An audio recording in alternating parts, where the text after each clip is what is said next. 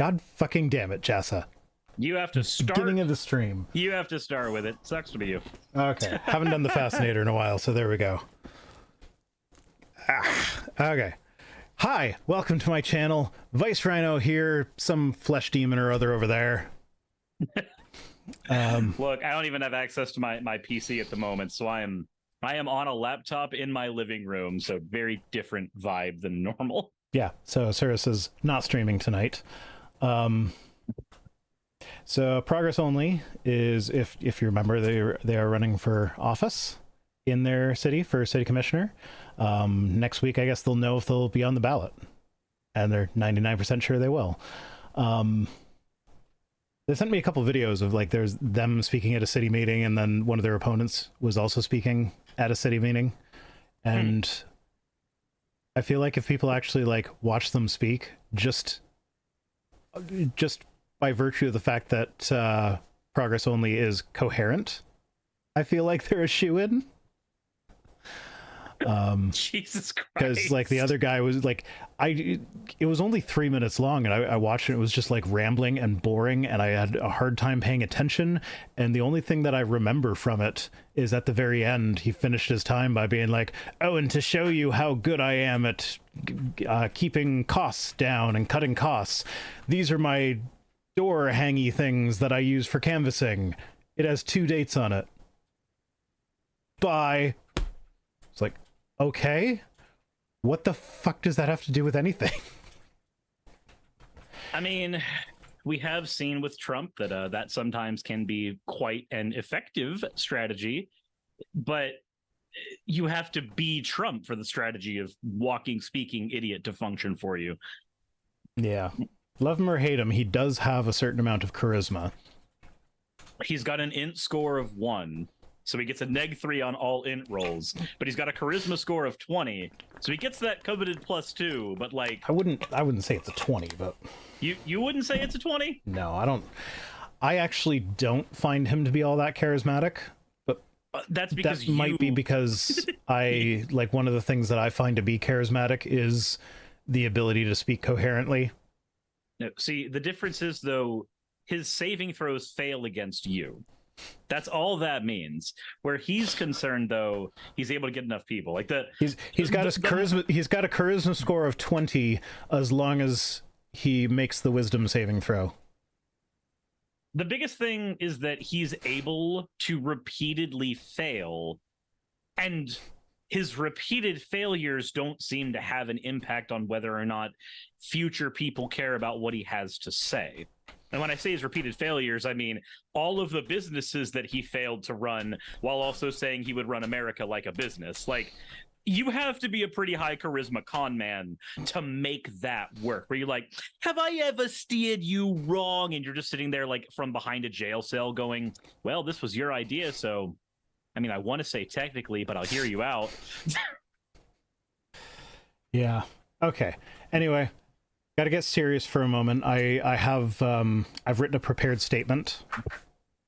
So I'm regarding some stuff that happened last week. So my fellow internet dwellers, it is with a heavy heart that I must apologize for statements made on stream last week. There's no excuse for it. I was wrong, and I will strive to do better in the future.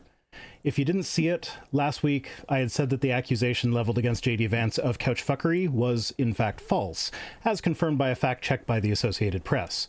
Shortly after the stream, the Associated Press felt it necessary to retract their fact check, leaving the status of Vance's couch proclivity unknown, and leaving me with my futon my mouth.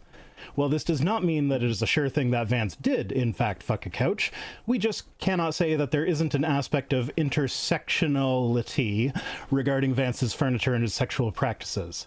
I apologize for my eagerness to divan to that. I will no longer say that Vance did not fuck a couch. Identifying couch fuckers is not my Chesterfield, after all. So far as we know, he might not have, but we just cannot chase these baseless stories. I hope you can find it in your heart to forgive me. Thank you.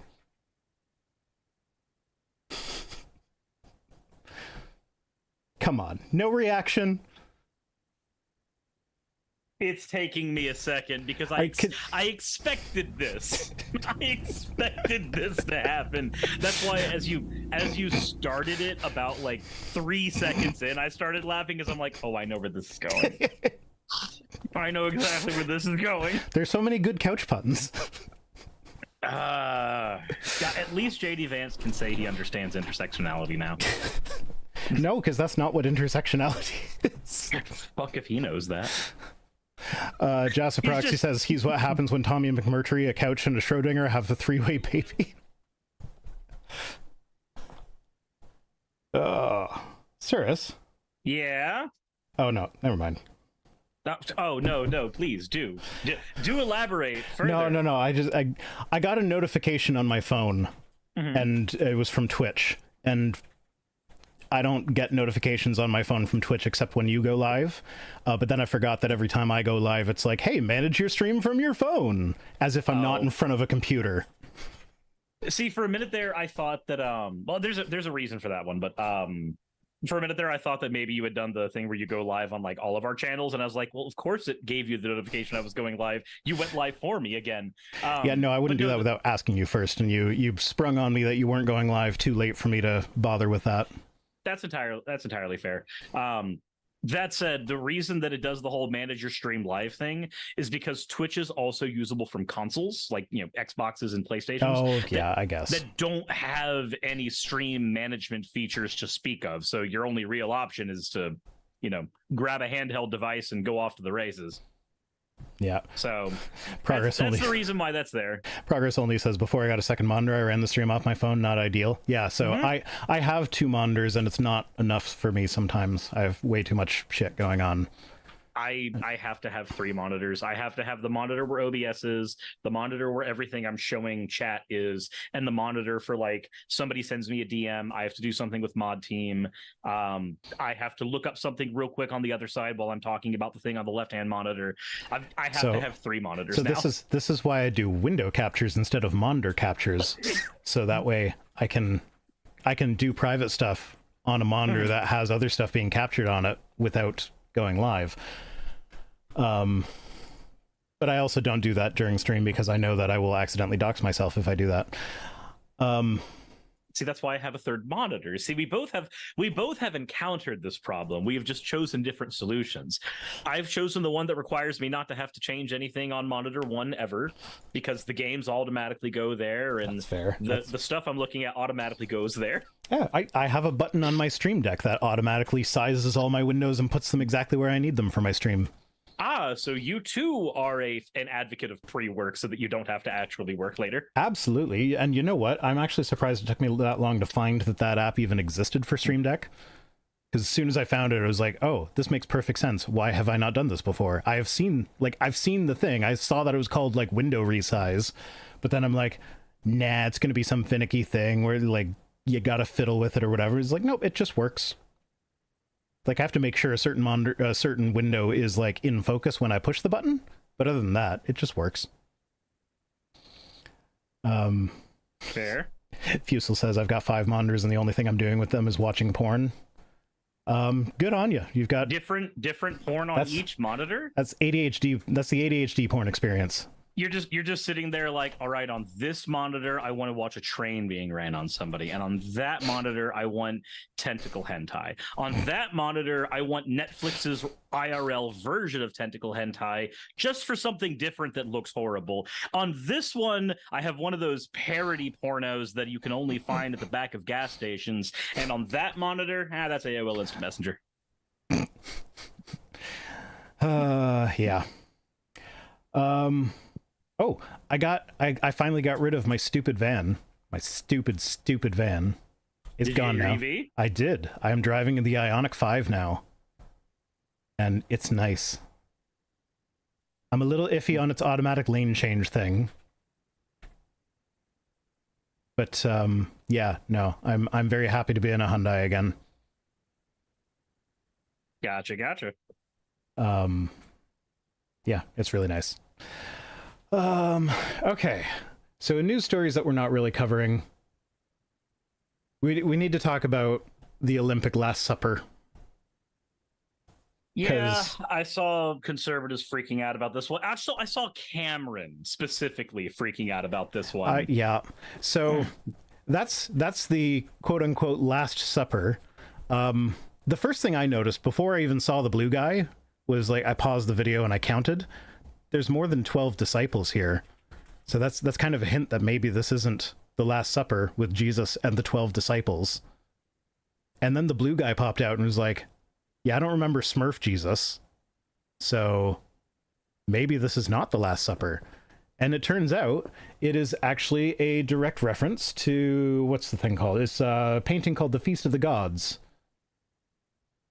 which is a feast of the gods of Olympus, with Dionysus front and center. And then when you do a tiny bit more research on it, you know how the Parade of Nations thing that the Olympics does was done on the river on boats this time?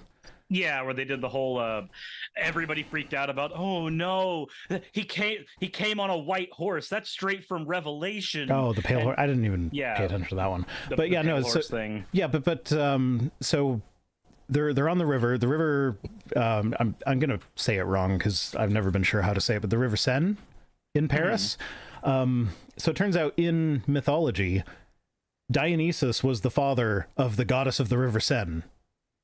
So like, makes perfect sense that Dionysus would be front and center in the feast of the gods of Olympus, taking place on the River Seine, where Dionysus is the father of the goddess, and she made an appearance later on in the show as well. So, Hellbound Hillbilly says they're freaking out about Green Day now. I think I've got a tweet for that. Oh yeah, the Trump head thing. So that's funny.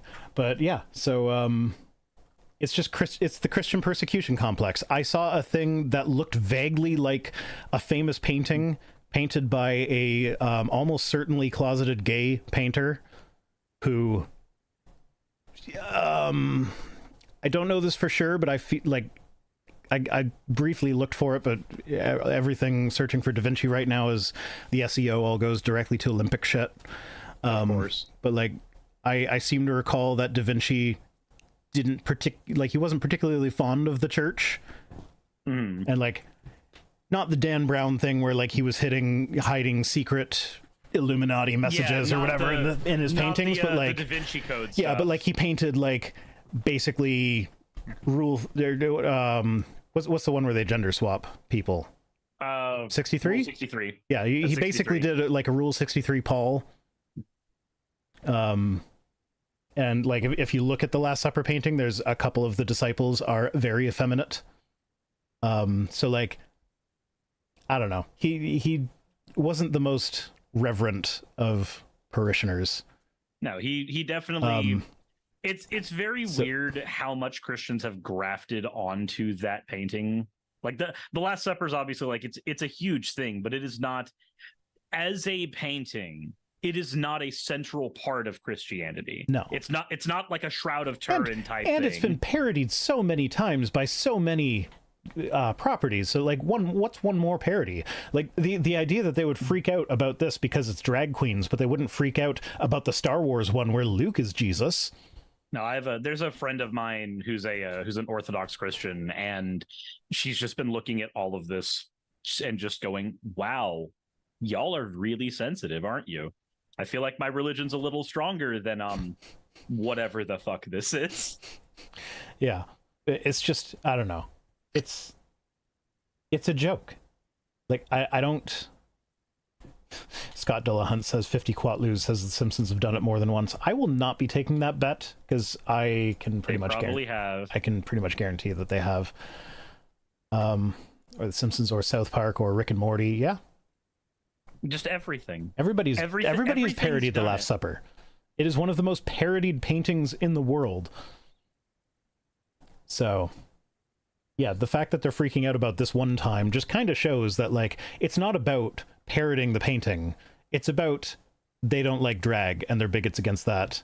And what's really funny is, like, somebody posted, I think it was the Christian Nightmares account on Twitter. They posted a picture of some guy that was wearing, like, an American flag shirt that had, like, crucified himself on a phone pole. And this was like he posted that right in the middle of all them freaking out about the Last Supper or whatever. So like I retweeted that and was like, if this guy was wearing something that was a little bit closer to what Jesus would have actually worn when he was alive, the Christians would have latched onto this and called it sacrilegious and bigotry against them and persecution because it's a guy in a dress making fun of Christianity. So like it's so pathetic. I think the only reason they're freaking out about it isn't because of any actual reverence for Christianity. That's the veneer, I think. Yeah. I think that's the mask, and it is literally just, it was drag queens. Yeah. And that's what they're supposed to be angry about. They always need to, well, it's not that is specifically what they're supposed to be angry about. It's that they're always supposed to be angry about something. And this is the current thing. This is the current thing. And I saw one person, like, there's the guy in black with his chest out just to the left of blue guy. If you look down at his leg, there's like a little flesh-colored lump in there. Someone actually zoomed in on it. Was this exact picture. They zoomed in on it, and it's just a pixelated mess that you can't even tell what it is. But they like circled it and pointed an arrow to it and was like, see, this is proof that there was pedophilia at the Olympics because this guy has his testicles out. What? And it's like, okay, well, first off, we don't know that those are his testicles. It might just be a lump of something that has proof like, there was pedophilia. Like, I don't know. On the set of Borat it's a pixelated thing that color kind of matches his flesh a little bit. It could be anything. It could just be his hand or something. I don't know. Even if it is his testicles, right? Even if it is his testicles, how do you make the jump between my balls fell out of my outfit, therefore pedophilia. Therefore pedophilia was there. Like, how do you go from the one to the other? It's like you've seen Borat, right? No, I haven't. Okay, there's a scene in Borat where a guy's testicles are out. Are you calling it Borat? Or Borat? I don't care. This is proof that you're from Georgia. The accent's showing through. It's Borat. Borat. But there's a scene there where that happens, okay? And because it's an R-rated comedy. Do you know how many R-rated comedies have a moment where somebody's just full front exposed? Almost always it's a guy. Life of Brian. Yeah, like it's a very common thing in there. If this is proof that pedophilia happened at the Olympics, then this is also proof that pedophilia happened at every R-rated Hollywood screening ever. Which I know there are conspiracy theorists that are going to go, well, of course there's pedophilia in the Jewish Hollywood. God. Look, I was out. I notice you're more free with saying things like that when your stream's not the one gonna. I said it when we were both on stream last time. I know. But no, also I think it's very reasonable to accurately parody these people. People in the chat are saying it's just a ripped stocking. It's like, yeah, I can see that. But it's so hard to make out. It's so small and so pixelated when you zoom in that, like, I'm not willing to say that it's that for sure either. Maybe his balls did fall out. Doesn't make him a pedophile, just means his balls fell out. These people will find reasons to be apprehensive towards anything and everything, so long as they can connect it to one of the things that they are currently angry about. If depending on how down the rabbit hole they are, it's Jewish people. Oh. Depending on where they are, it's people in drag or trans people. Not that they can tell the difference between those two anyway. Oh yeah, no, everybody was complaining about the transness at the Olympics, and like, no, this is drag, not trans. If this was the 50s, then it would be complaining about the black people. Oh wait, sorry, it's 2024. We have a new word for that. It's DEI.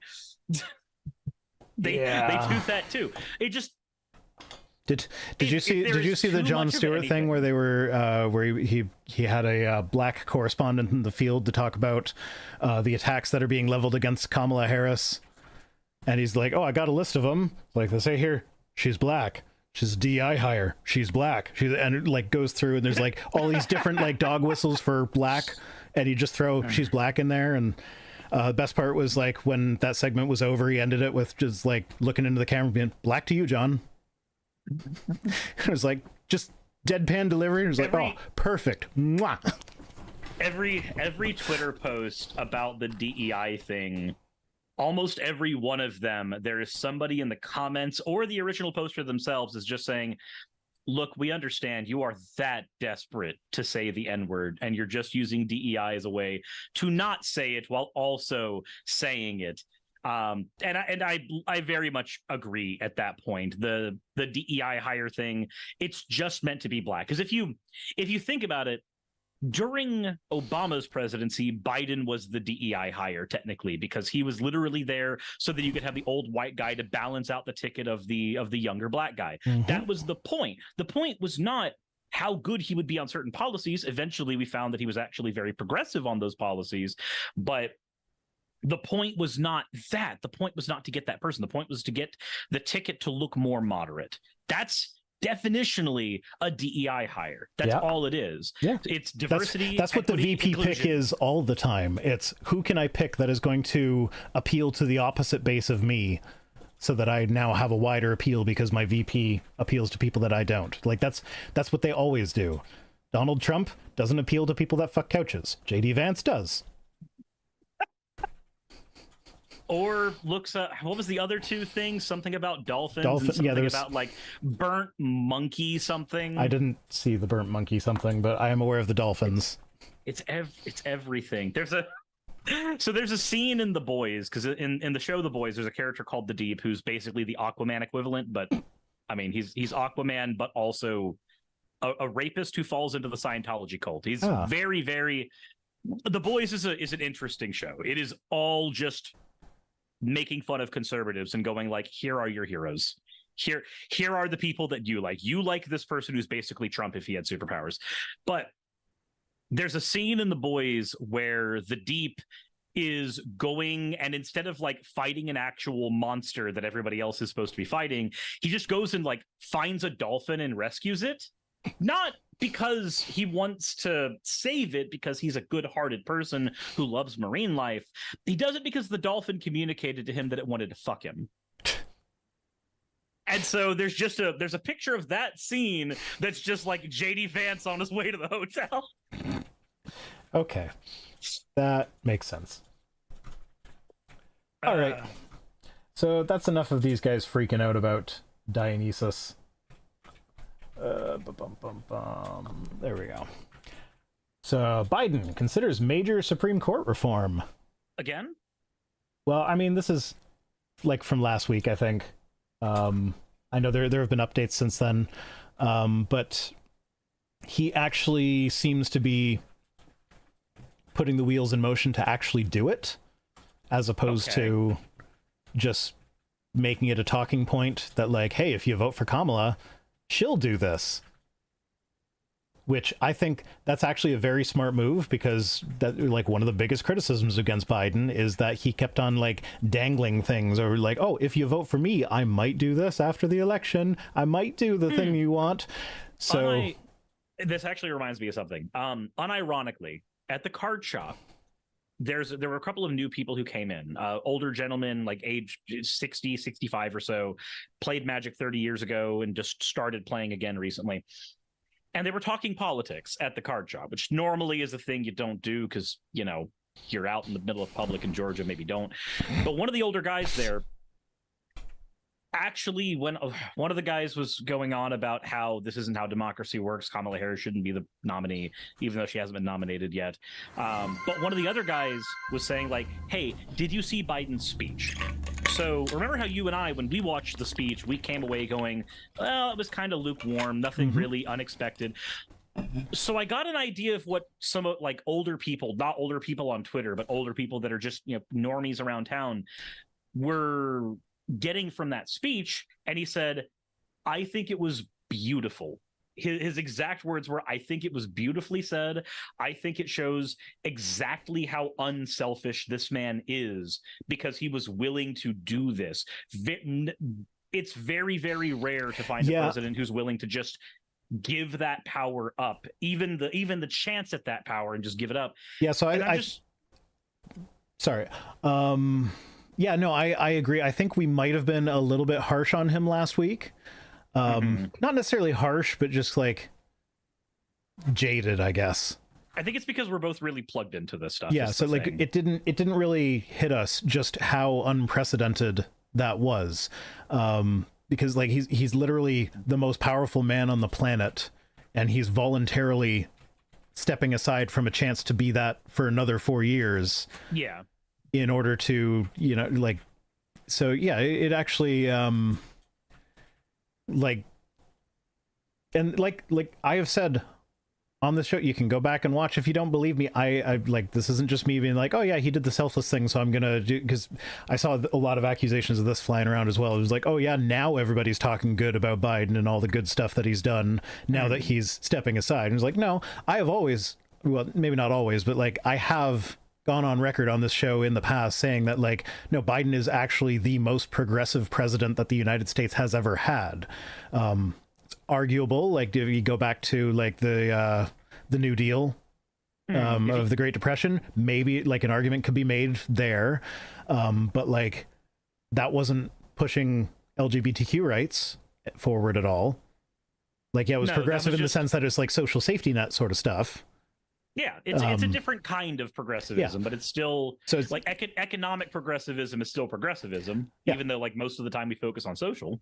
Yeah, and so yeah, he is like, and yeah, he's not perfect. He's a lot more milquetoast than I would like, than a lot of the progressives would like. But you got to remember that they like, and this is part of the downside of having a two-party system is that the progressives do have to align themselves with the centrists. Like, the majority of the country are not as progressive as the progressive wing as the Democratic Party. That's just a fact of America.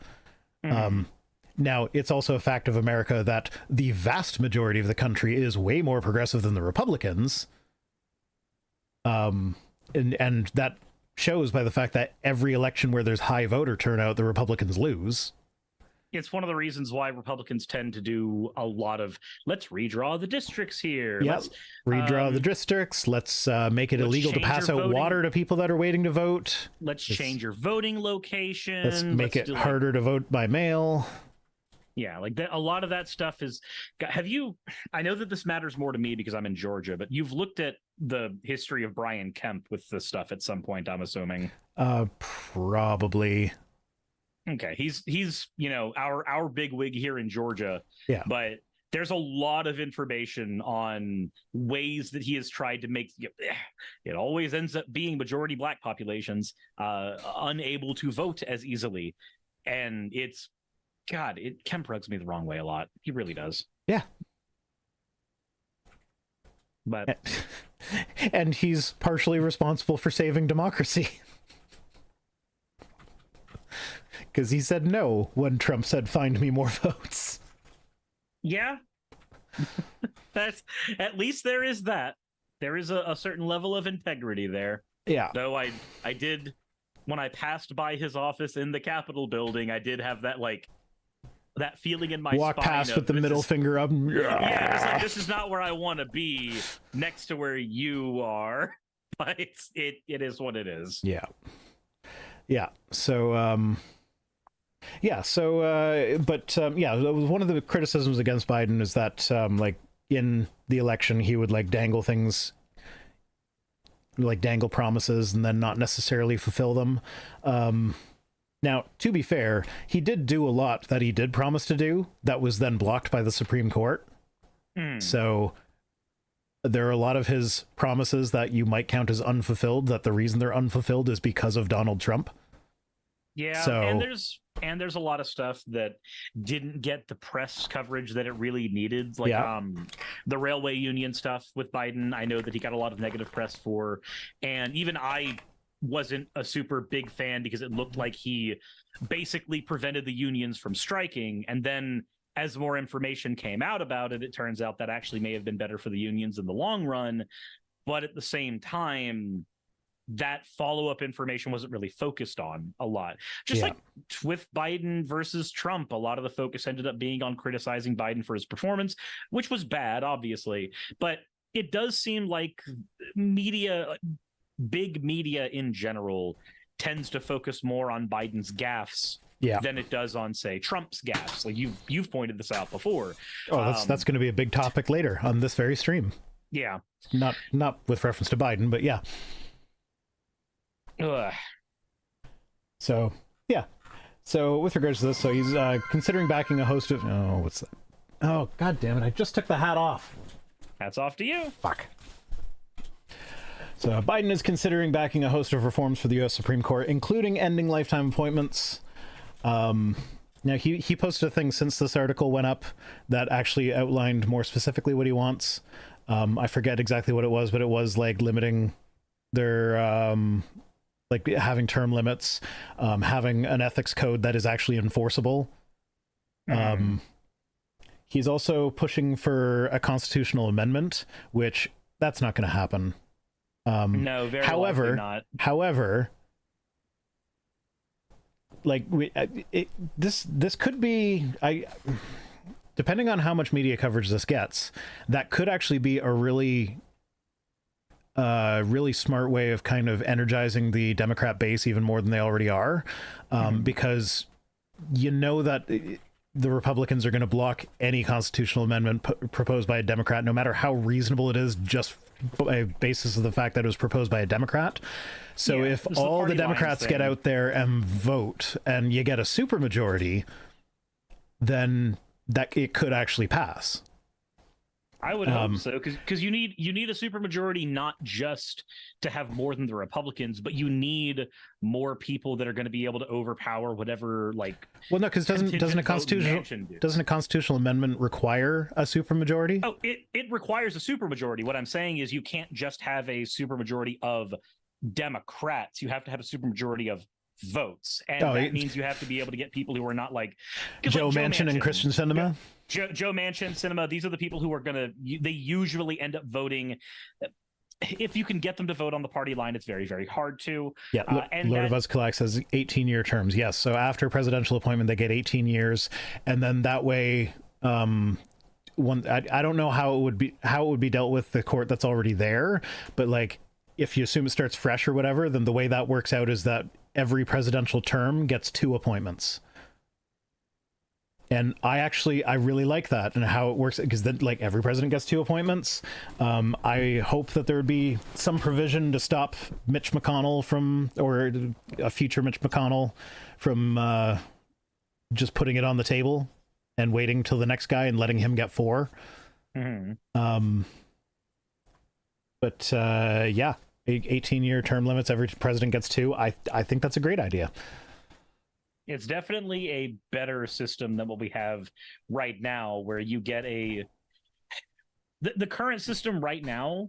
Obviously, any system we have is going to be flawed, but the current system right now, let Ruth Bader Ginsburg sit in her chair for as long as humanly possible, and then it let Trump replace her. Yeah.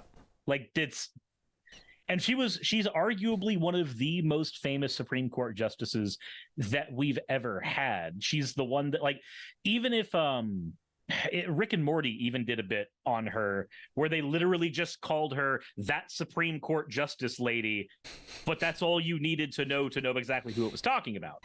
Like, yeah, it's losing her sucked because it made her legacy look like one of selfishness. I remember when Biden said he was stepping down, there was a lot of talk on Twitter about how this automatically makes him better than Ruth solely because he was willing to step down instead of try to hold on to that seat for as long as possible. And I don't think they're super comparable, but I don't like, she got a lot of criticism for that after she died. But what happened was, like, yeah, she could have retired during the first few years of Obama's presidency. But like, she had no way of knowing that Trump was going to happen after that. And like, as far as you know, at the time, like, politics are going to continue on pretty much as per normal. So she could have very well intended on retiring during Obama's administration, but then she saw what Mitch McConnell was doing and knew that if she retired when the Republicans had control of the House, that Obama wouldn't get his pick in. He would have just stonewalled 2 picks. And so her thought was to, like, I'm not saying this is what she actually thought, but like, I've seen analysts say that this could have definitely been something that she considered, is that, like, if I wait till after the election, then, like, you know, if a Democrat wins, then it doesn't matter. And you know, once the Trump thing became apparent, it's like, okay, well, then I need to hold on for dear life. And unfortunately, she didn't make it. But like, that's one of those, like, you can't see the future. You don't know in the first 2 years of an 8-year presidency that at the end of the 8-year, you should have retired in the first 2 to save democracy. Like, she had no way of knowing that is what would be on the line. But anyway, that's neither here nor there. I just think that she takes a lot of posthumous criticism that is not necessarily warranted. Yeah, that's why I said that they aren't necessarily the most comparable situations as well, because there's a lot of factors that you have to look at. Like you were mentioning, we had already seen McConnell do the stonewalling. With Biden, he got to see a direct result of his own actions and rhetoric and was able to go, well, on top of all that, I got COVID. Maybe bowing out's probably the right move. Yeah. Yeah. So yeah, that's don't really need to go through the article. We kind of hit the major talking points. I'm also trying to get away from reading articles verbatim, because like that's kind of it's toward the not necessarily a good idea side of the copyright gray area. That's fair. I think that and this has been a thing that I've noticed on YouTube in general, though. I think that it's fine so long as you're willing to provide commentary on it, because it's no different than reacting to a video. It's no different than reacting to a video on YouTube, but the difference is that you literally have to provide your voice to the document. Otherwise the option is putting the document up on screen and going, pause this.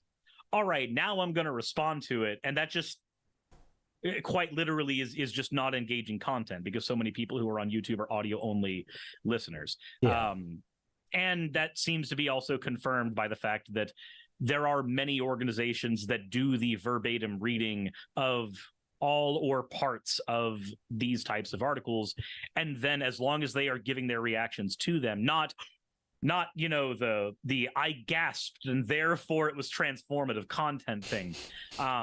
Typically the rule is like, is it a full-on replacement for the article? And if you are providing something that is completely different, then it's not bad. Yeah, so I feel like it's different with a video response, because with a video response, I'm like saying, go watch the original video to make sure I'm not cutting out anything or taking anything out of context. Whereas this, I'm showing the actual article. And if I show it in full and read it in full, then you have no reason to go to the original article. And so, yes, I've provided commentary, but I also have effectively replaced the article. So like, yeah, it's not that different, and I'm not like worried that the BBC is going to find my channel where like, oh, our streams got 1,200 views. Those 1,200 views could have been 50 cents of ad revenue for us. So I will sue them. Like, I'm not worried about it. It's just one of those best practices, like, That's understandable, and I think it's just one of those things where you and I are probably going to differ, just because I see it as a necessity of being able to respond to those things and show what they are reporting accurately. Like if I'm looking at a Fox News article, I don't want to fully hyperbolize everything in the article. I want to say what they said and then respond to what they said. So I don't know. I see it as just a thing that you have to be able to do when you're in the belly of that beast. Yeah. But that's understandable.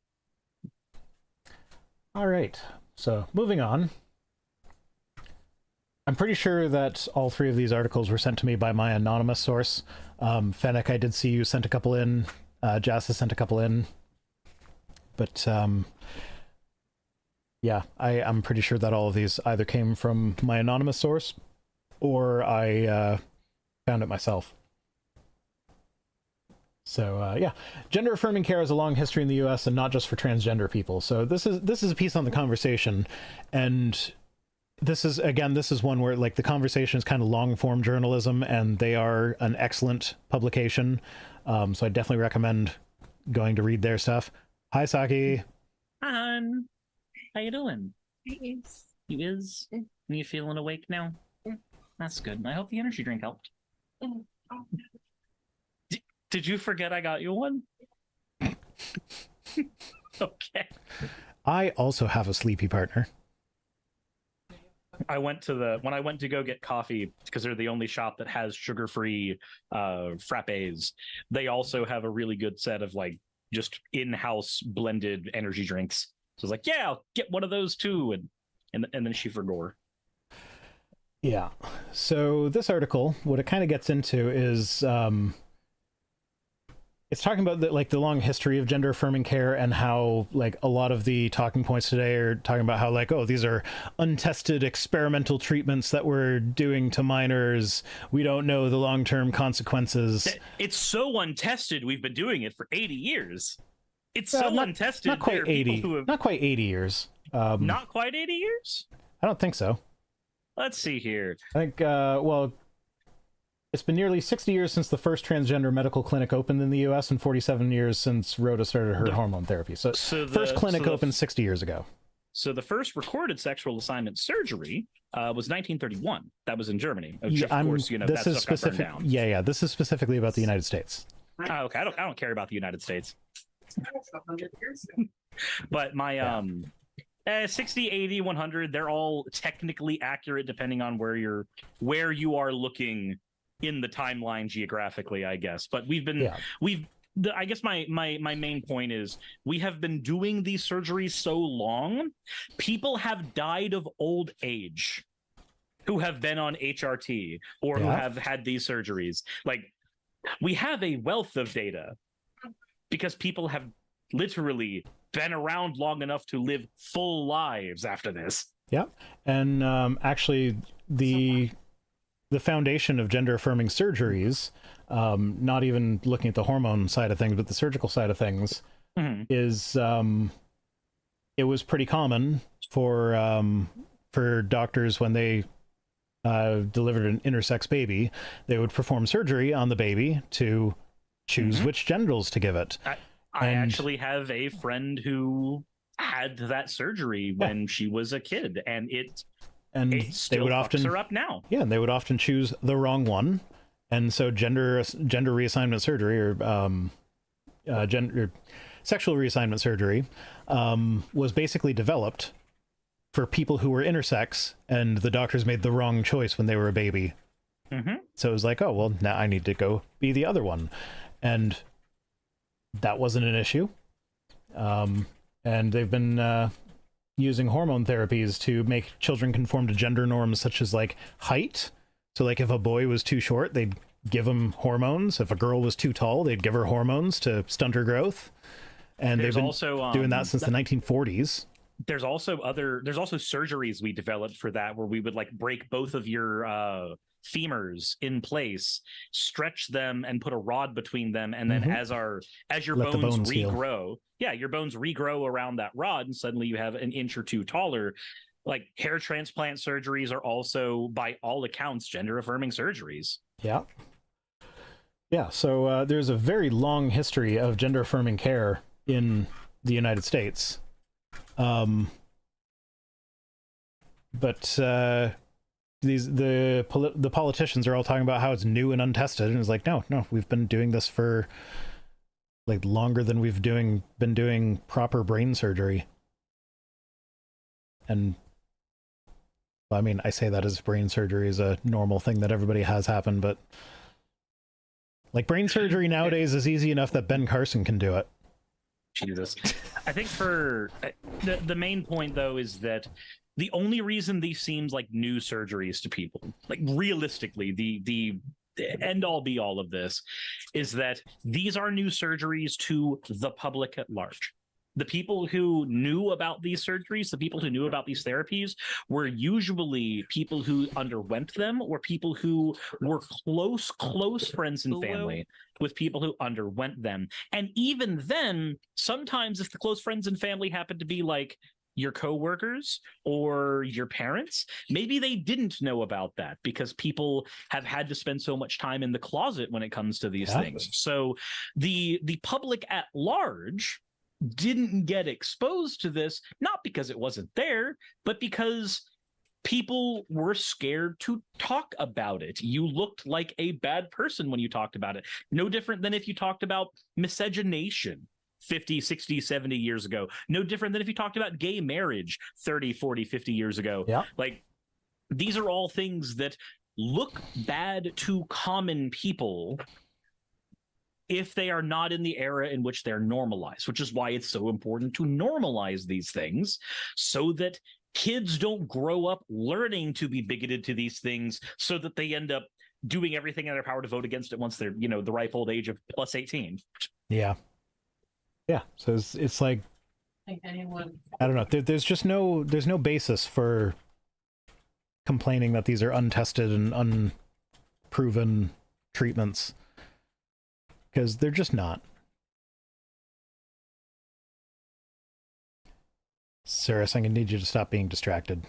Oh no, that was me and Saki having a disagreement about voting ages. Yeah, no, you're distracted. I'm distracted? Yeah. I'm sorry. I'm sure your partner has never distracted you once during a stream. No, never. Never, not once. Nope. It's never happened. It was a spook the entire time. Yeah.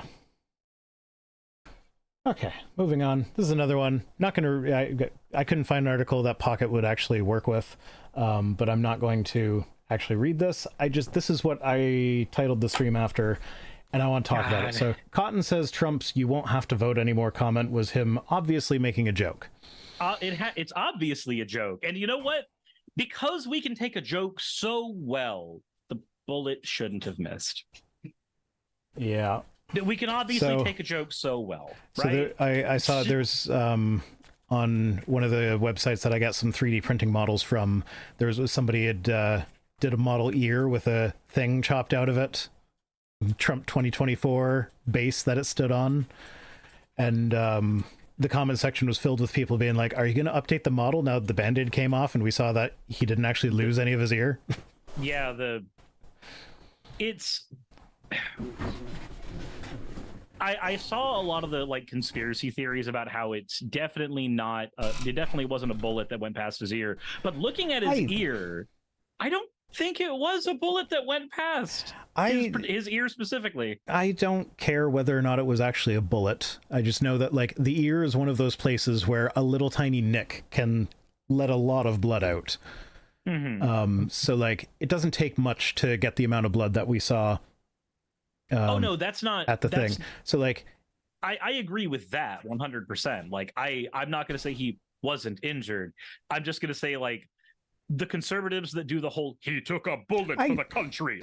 Yeah, did he? You know what? I don't actually care because he was shot at and he was injured during the shooting. What it was that did the injuring doesn't matter. It's the same. It's immaterial. It's the same. Yeah, it sounds cooler to say he took a bullet than he got nicked by a shard of glass that was shrapnel from a bullet. Like, yeah, but at the same time, it doesn't functionally make a difference. So I'll grant him the bullet, but his ear seems to be in one piece. The one piece is real. But this just highlights for me the double standard between conservatives and liberals and the way they're covered in the media. Because like Trump says, I'm going to be a dictator on day one. Trump says, vote for me and you won't have to vote again in 4 years. Trump literally incited an insurrection against the United States government. So like he has a history of actually inciting violence against the government in an effort to stay in office longer than he should have. So for us to then take his statement, I'm going to be a dictator on day one, as him saying, I'm going to be a dictator. And yes, technically they asked, are you going to be a dictator? And he said, no, except for day one. Whatever. He said he's going to be a dictator. You're not a dictator for one day. I feel like it's a really weird thing to not let the politicians say the thing and then Naramdaput says the teleprompters were intact.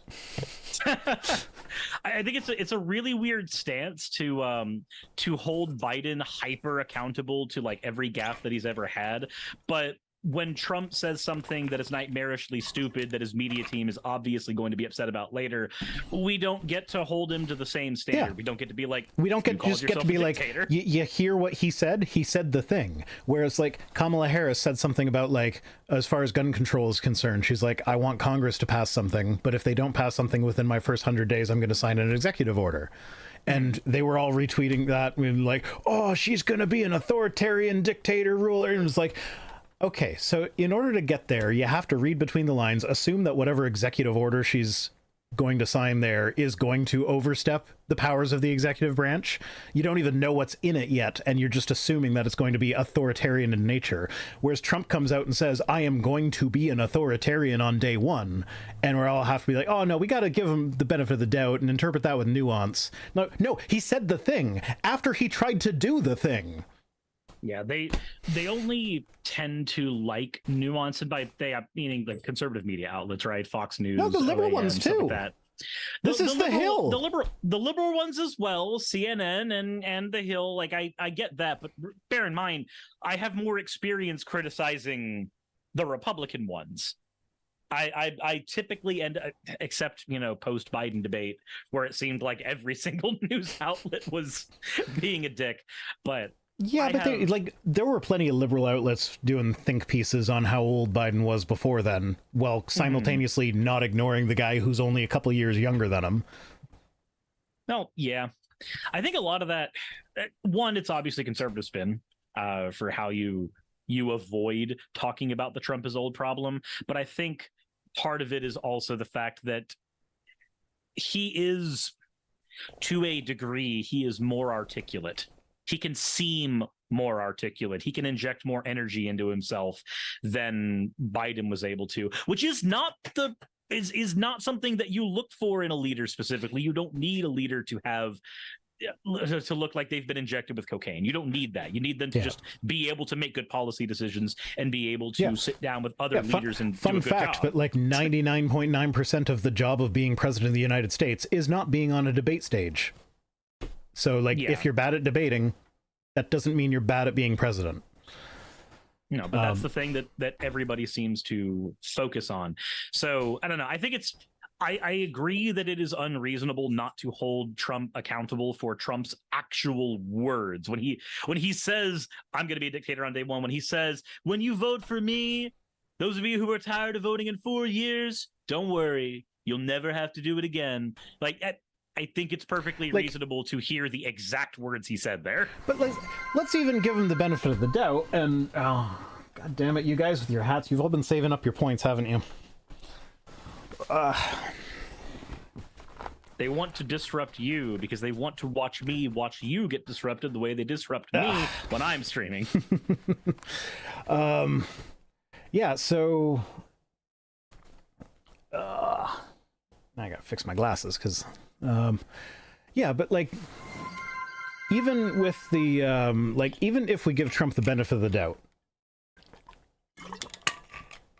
and let's just say he wasn't like the most charitable way you can interpret what he said with like, oh, you like just get out and vote this time, you won't need to vote in 4 years.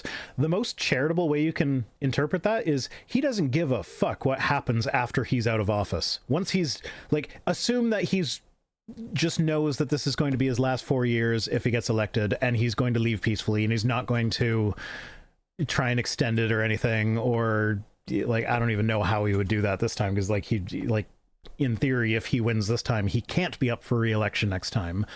But like, let's just assume that he's accepting all that and he knows that he's done in 4 years no matter what. The most charitable interpretation of what he said is, I don't give a fuck what happens to the government or my party after I'm done. You don't need to vote after that because I don't give a fuck. Just make sure I get mine. Like, and the GOP are rallying around to defend him, saying he doesn't give a fuck about them. Like that's the charitable interpretation. Yeah, the like that one time where he's like, I don't care about you, I just want your vote. I don't remember exactly how he said it, but that was in New Jersey. Yeah, it was very close to that. It was almost exactly that. Yeah, I think it's weird when you can pull Trumpisms out of your ass, and it's almost exactly what he said. Yeah, and he followed that up with, oh, I bet the media is going to clip that. You're like, yeah, because you said the thing that you said. Maybe don't say dumb things. Like I think it's a cool, one of the cool things about being a content creator, right, is you have this like innate sense of when certain things are going to get clipped out of context, or like which things you say can get clipped out of context and look bad. So when you look at the things that Trump says, though, when you see them in context, they don't get better. They just are accompanied with more old man rambling. Yeah. Hello. Thank you for the 100 bits, Clueless Expert, who says we can also disrupt Cirrus even when he's not streaming. Ooh woo. Oh woo.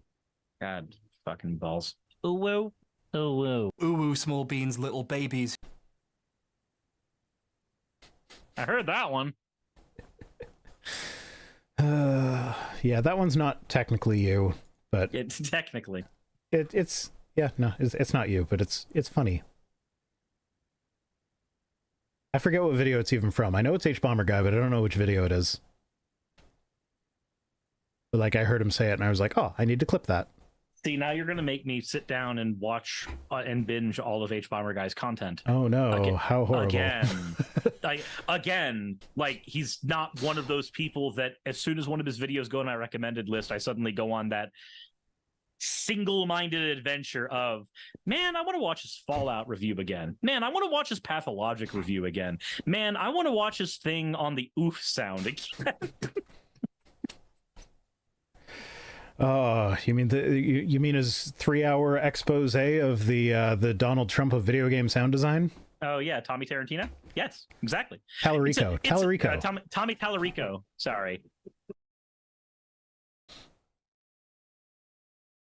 Yeah. Yeah, it is amazing how many things he has supposedly worked on. And yet nobody can provide a list. No, nobody can provide a list, and the lists are all very inconsistent, and they grow exponentially. Neuronimate says, but he was on Cribs, right? Was Tommy Tallarico really on MTV's Cribs? Yeah, we're getting all the deep cuts in here. Okay, so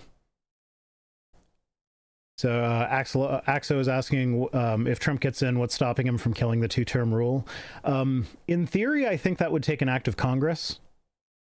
You need a supermajority in Congress to get rid of the two-term rule. Because isn't the two-term rule part of the Constitution? Actually, let me see here. Because the two-term rule is technically not a two-term rule. It's 2.5. It's a 10-year rule. Yeah, you can only be a president for 10 years. Yeah. And it's to make sure that somebody who gets in as a vice president, because like the president gets assassinated, is still able to serve out like a correct number of terms afterwards. But let's see here. John 73 John says it's a constitutional amendment. Okay. So yeah, 22nd Amendment. It's a 22nd Amendment. Yeah, so he can't just up and get rid of it. But like, considering he sent a violent mob to the Capitol to hang his vice president because his vice president wouldn't say that the election was rigged in order to keep him in power, I'm not willing to say that he wouldn't do something similar to try and get rid of the two-term rule, like do it by executive order and then use his newfound Supreme Court granted immunity to imprison or something people that oppose his getting rid of it in government. I don't know. What was it? I had a thing I was going to say and then it just disappeared. I hate that. Yeah. It was remember something and then it just went away completely. Just his stacked SCOTUS will say anything he wants. It depends. To a degree, SCOTUS will do a lot of things that are very, very conservative favored. Obviously, we have a 6-3 majority of conservatives, with one of them arguably like conservative, moderate kind of. But we have found that the current... I thought you were about to say that there was only one that was on the extreme wing of the party. I'm like, what? Oh no. No, for every sorry. I'm sorry. We have Kavanaugh on there and also more people. God, now I'm just remembering the interviews with Kavanaugh. I was like, sir, would you like to explain what boofing is? Can you please explain what a devil's threesome is? And he's like, oh, it's just a game me and my friends used to play. It's a beer game, you know. I like beer. No, it's not. I like it. There's a political cartoonist, I think it's Michael Dei Hire, that anytime he does anything with regards to the Supreme Court, he's always got Kavanaugh in a beer helmet. Jeez. It's pretty great. Okay. He likes beer. He does like beer. All right, so that's it for the news. Didn't need to go in depth in anything tonight, but yeah. So now let's. Yeah, that means we get to make fun of people. Yep. Starting with Brian Holdsworth. Ooh, there he is. Oh, I just did a video on him recently. Oh, yeah. I'm responding to Father Casey this week, who is basically Brian Holdsworth if he failed philosophy class. Wait, hold on. So he says there's nothing creative or innovative about art that mocks original art. Doesn't he realize that, like, several pieces of art from earlier centuries were literally just either mocking other pieces of contemporary art, but were directly mocking the society that they were in at the time? Like, art as a reflection of society, or art as political commentary. It's been that forever. There's also like, a concept. Have you read any Shakespeare? You know how much Shakespeare was just mocking the way things were in his time? And fart jokes. That too. There's a lot of Shakespeare's fart jokes. This whole we hold art up to this massive thing. We hold it up to this massive standard when art is just the way that we choose to articulate the world around us without words. But even with words, like poetry can be considered art. So really, it just depends on the way you wish to articulate your thoughts on the world around you. Sometimes that is, painting something massive and amazing.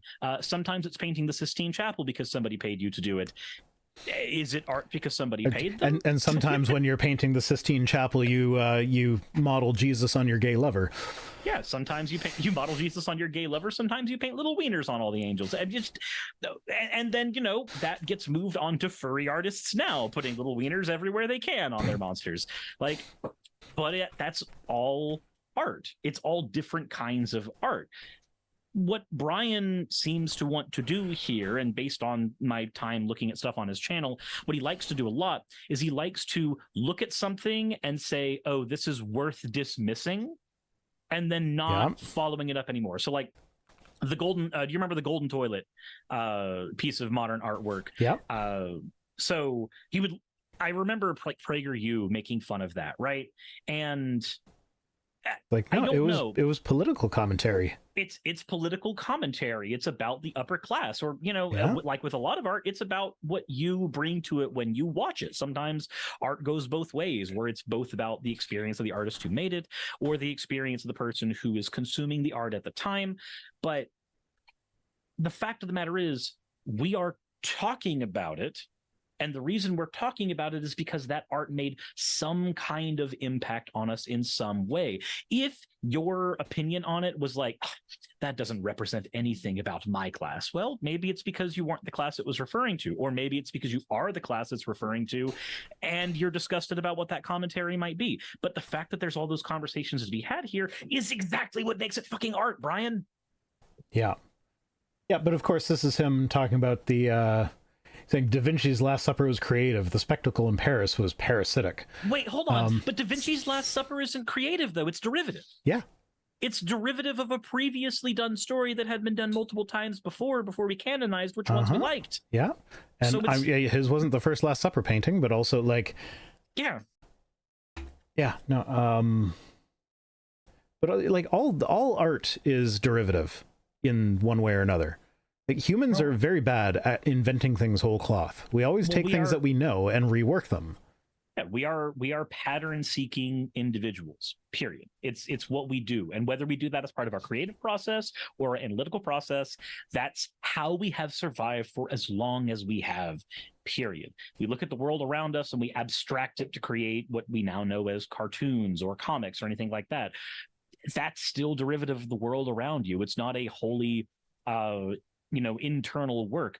Somebody looks at Pokemon, right? And they go, oh, this is such an amazing original idea. Well, no, it's not really original. It's bug catching. And that's not me shitting on Pokemon. I love Pokemon. There's a reason why, like, all the starters are behind me along with that Surus doll, right?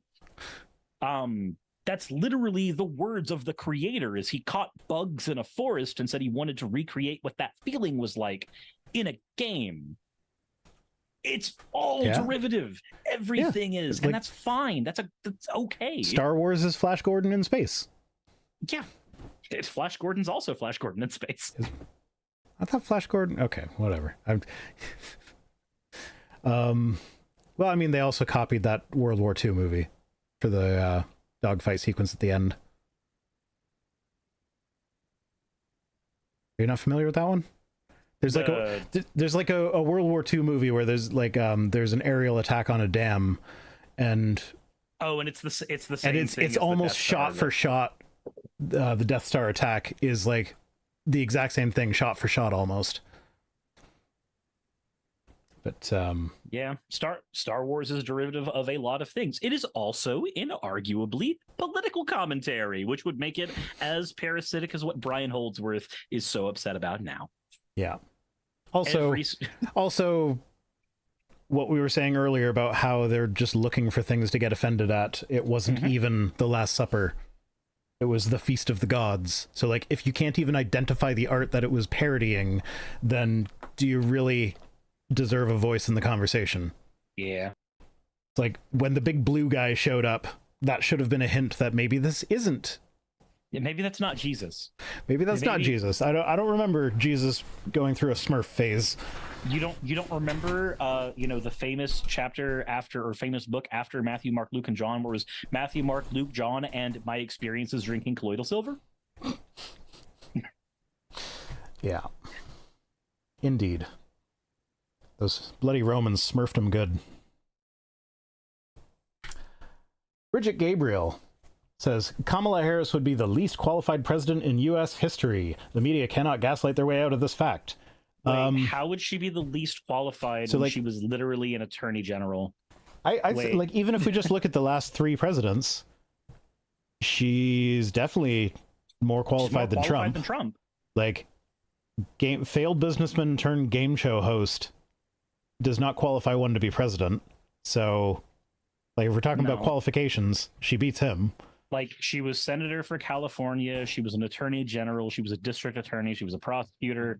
Like, and this is just all the stuff she did after 2004, right? This isn't counting her background, going to college and everything else. Like, this doesn't count the education that she did on top of this. This isn't me trying to she actually knows how the law works. Trump does not. Yeah, like this isn't me trying to suck off Harris. This is me trying to point out that it's very, very strange that people like Bridget would be very on board with a Trump presidency, but Trump literally does not have the same caliber of experience that Harris does. Harris actually has experience doing this stuff. You know what Trump's experience that makes him qualified to be president is? He did it once. Yeah. That is the extent of his experience. He did it once. He got the equivalent of on-the-job training. Mm-hmm. That's basically what it was. God, his entire presidency was a probationary period, and look at how we fucked it up. Mm-hmm. Yeah, he doesn't deserve to be rehired. Eric Hoven says, if Satan isn't attacking you, you might not be a threat to him. An enemy targets the threats that are coming against them. Stay strong, warriors for Christ. How do you know that Satan's attacking you? How do you figure that one out? Well, my question is, like, God is supposed to be omnipotent. And he also promises to protect you from Satan. So if you actually believe in God and are a warrior for Christ, then Satan shouldn't be able to attack you unless God is breaking his promise. Something, fallen world. Something, mysterious ways. something, new covenant, old covenants.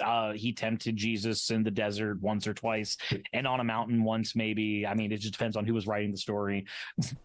My favorite was a Christian, like, I retweeted this and said something along those lines, and a Christian replied to me something like, oh, have you never read the book of Job? I recommend reading that. And so I responded, pointing out that, like, nowhere before chapter 2, verse 7 does Satan actually do anything to Job. It's all explicitly God doing that shit. Yeah, I was about to say, like there is a heading. Job... There is a heading in the Bible that says Satan attacks Job, or something along those lines. But the headings aren't in the original Hebrew.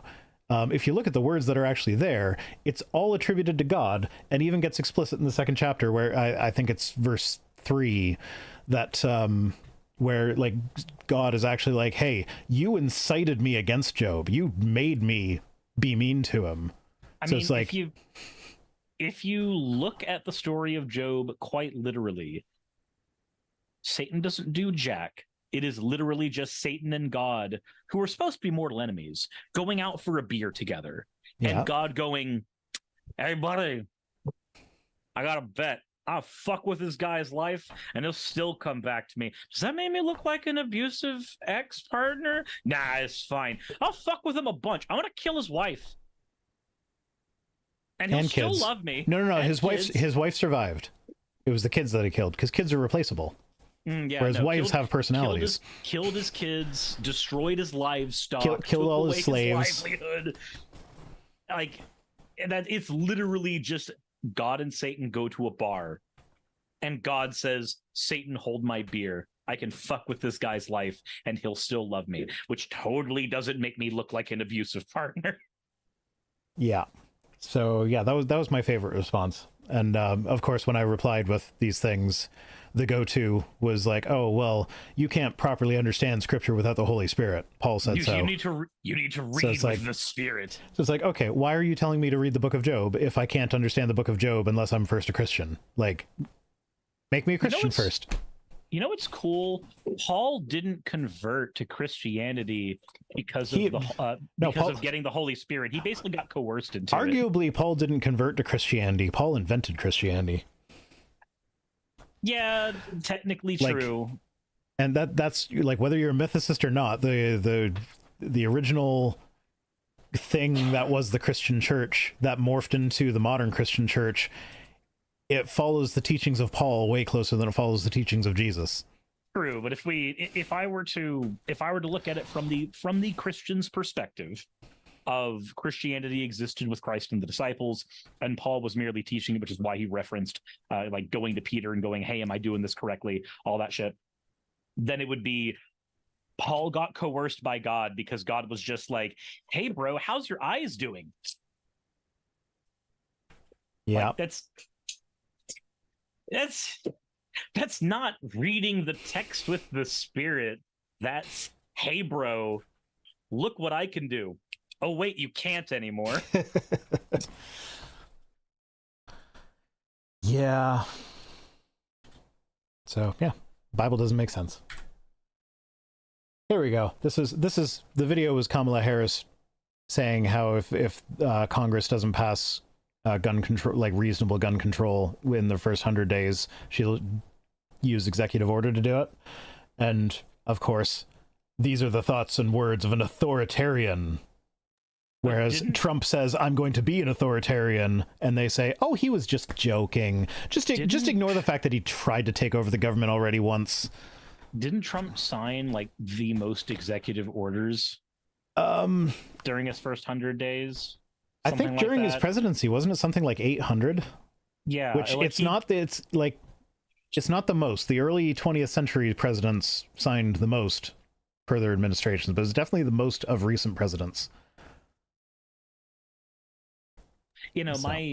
my point with that, though, whether it's the most or it's just an obscene amount, the idea that a president would go, Congress isn't doing what I want them to do, so I'm going to take this into my own hands as a leader. That's all President Trump did when he was in office.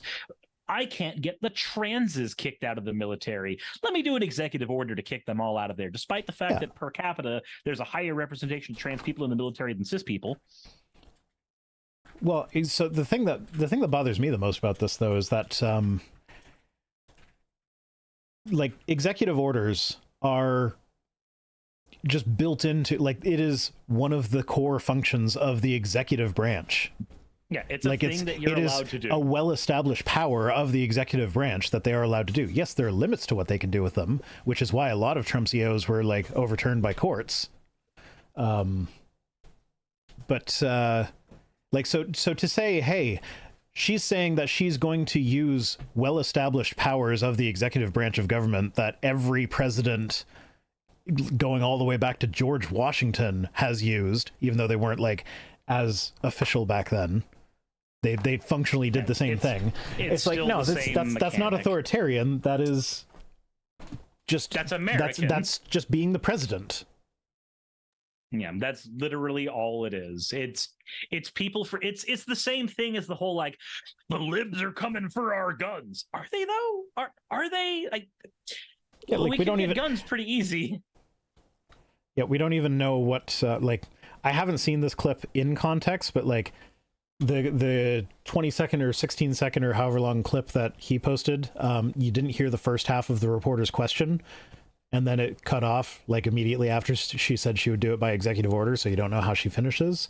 But I have heard like the end of the question that we did here, it was about rent control. So I don't know, like, yeah, she did talk about guns. She did explicitly mention gun control. I don't know how that was related to rent control. I don't know how the beginning of the question would change how that answer is interpreted. But I can guarantee you that it was not like I'm signing an executive order to confiscate all your guns. I'm signing an executive order to confiscate your guns if you don't do the rent control thing. Yeah. It'd be a weird way to bridge those together. If you don't do the rent control thing, you don't get your AK. I don't know why I'm taking it. I just like it, I guess. Yeah. Are you muted again? Not there right now. There you are. Sorry, you clicked at the end and it sounded like your sound cut out. So I'm like, what? Did you accidentally mute? Okay. So that's Larry. Oh, yeah, here we go. So Nick Sorter says, Green Day had a concert here in DC last night. They decided it would be a good idea to hold up a severed Trump head.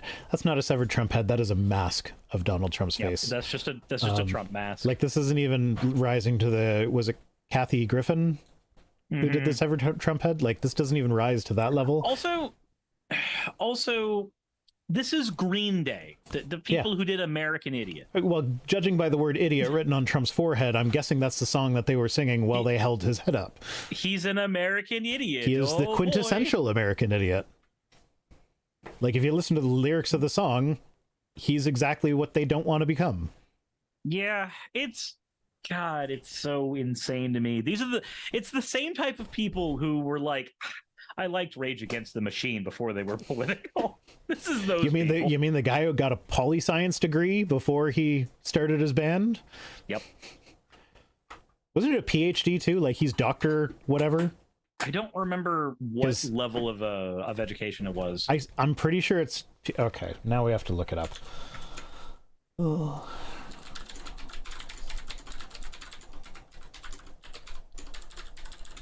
Man, I hate that. I loved Green Day a lot growing up. Maybe I should go listen to their songs again. Let me see a thing here. Okay, so now this is what I was remembering is Tom Morello, the guy from Rage Against the Machine, posted something. Oh yeah, he posted something and someone responded to him with another successful musician instantly becomes a political expert, to which he responded with, one does not have to be an honors grad in political science from Harvard University to recognize the unethical and inhumane nature of this administration, but, well, I happen to be an honors grad in political science from Harvard University, so I can confirm that for you. So, maybe not a PhD, but yeah, very, very highly educated in political science. Yup. But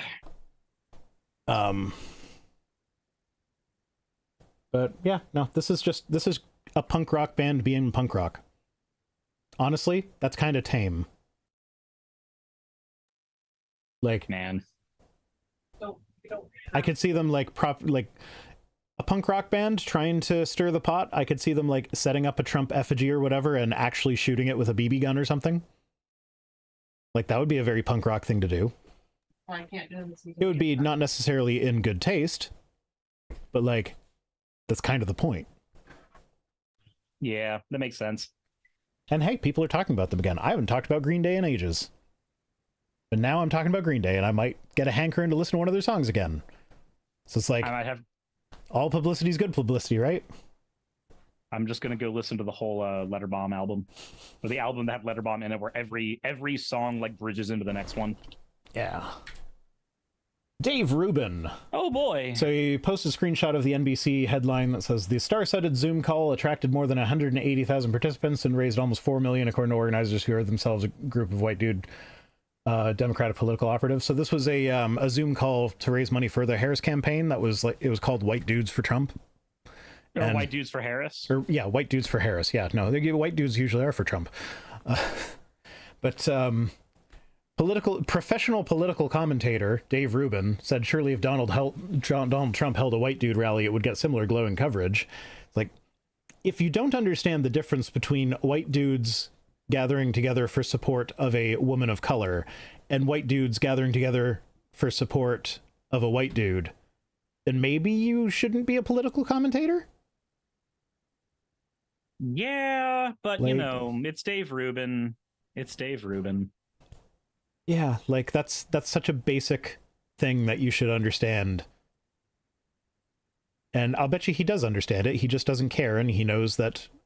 Yeah, because he's a paid shill. Yeah, he's an outrage monger, basically. Nope, that's what he does. That's what he does. Yeah, and we get oh yeah, so Quad Boosted JC said, vote for me in this election. It'll be the last time you ever need to vote. This was in response to one of the tweets that I posted about how Trump saying that is very concerning. And then Big Ted replied with, if Kamala said that sentence to the LGBT community in regards to securing their rights so they never need to vote again, would you still be quoting it like you are? And be like, well, different context, because Kamala doesn't have a history of trying to overthrow the government. Also, if Kamala said you would never have to vote again, that would be alarming for her to say too. Yeah, like, absolutely. If a president says you will never have to vote again, that is at the very alarming. Least, as I was pointing out earlier with Trump, like at the very least, that would show that she has a callous disregard for the LGBTQ community. Because, like, yeah, no, just vote for me, make sure I get mine, and then don't worry about it after that. I don't care. It's like, no, that would be bad as well. But at the same time, if she were to say that, I wouldn't assume that she meant she was going to try and strip the people of the power to remove the president by voting in the next election. Donald Trump, I do believe that of, because he's already tried to do that. When they tell you who they are, believe them the first time. Like there's a difference when you look at the actions of the people who have made these statements. Yeah, it's God. It's terrifying when Trump says it. I can't imagine Harris saying it.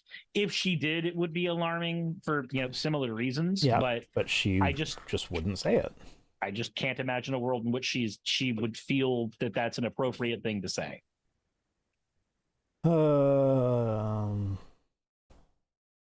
Like, the cool thing about democracy is your ability to participate in it. If you don't get to participate in democracy, it's no longer that, and you have something far more authoritarian in place.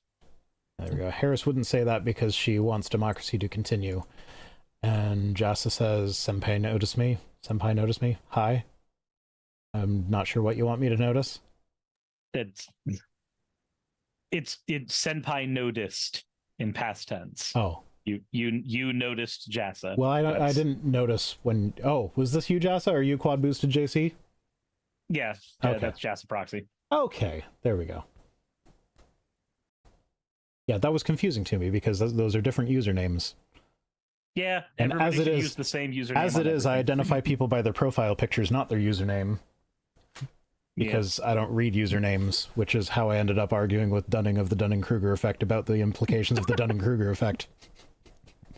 No, my only thing is I recognize some of these names because I don't have a unhealthy obsession with Twitter. So sometimes I'm able to go on there and healthily doom scroll. No, I can't. I'm lying to myself. I am entirely...